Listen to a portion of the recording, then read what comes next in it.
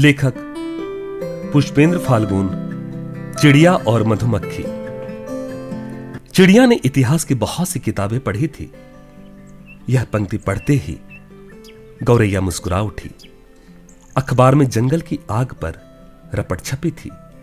खबर के साथ ही गौरैया का एक छोटा सा इंटरव्यू भी छपा था, जिसमें गौरैया ने विनम्रतापूर्वक अपने बारे में बताया था।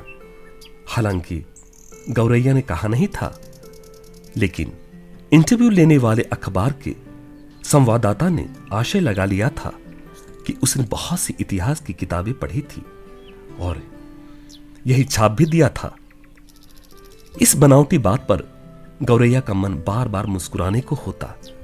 उसे अब यह बात अपने सभी परिचितों से साझा करनी थी। वह उड़ने लगी और नीचे जो भी परिचित दिखाई देता उससे मिलती तो वह खुद ही अखबार में छपे उसके इंटरव्यू की चर्चा छेड़ देती। वह मुस्कुराती, झेंपती और फिर आसमान में उड़ जाती। उड़ते उड़ते और परिचितों से मिलते उसे शाम हो गई तो वह वापस घोंसले की तरफ लौटने लगी।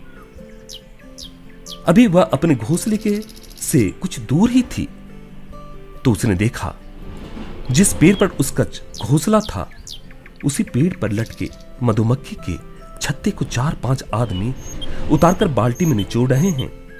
उसे बहुत गुस्सा आया। उसने मधुमक्खी का छत्ता पकड़े एक आदमी के सिर पर चोंच भी मारी, लेकिन उस आदमी ने गौरैया पर किसी चीज से वार कर दिया, जिससे लहूलुहान होकर वह वहीं पर जमीन पर गिर पड़ी। जैसे ही उस आदमी ने चिड़ियों पर कुछ दे मारा, बड़ी संख्या में मधुमक्खियों ने उस आदमी समेत वहां आए सभी आदमियों पर हमला कर दिया। वे सभी बाल्टी और पेड़ पर से उतारे गए मधुमक्खी के छत्ते को लेकर वहां से भाग गए।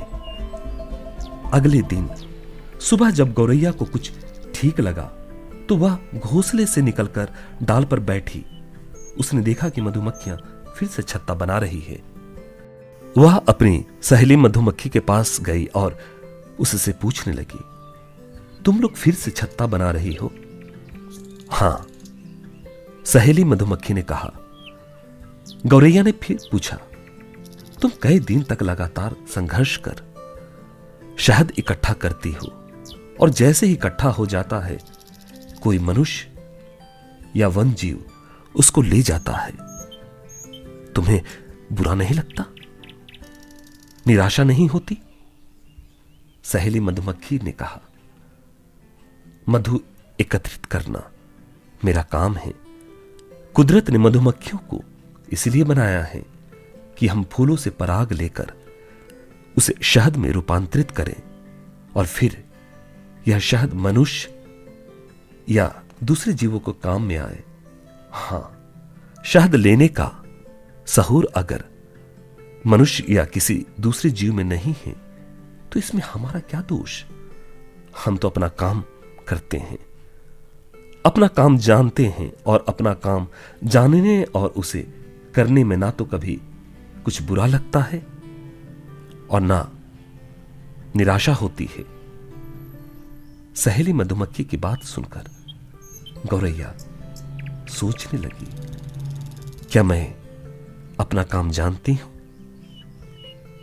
करती हूं?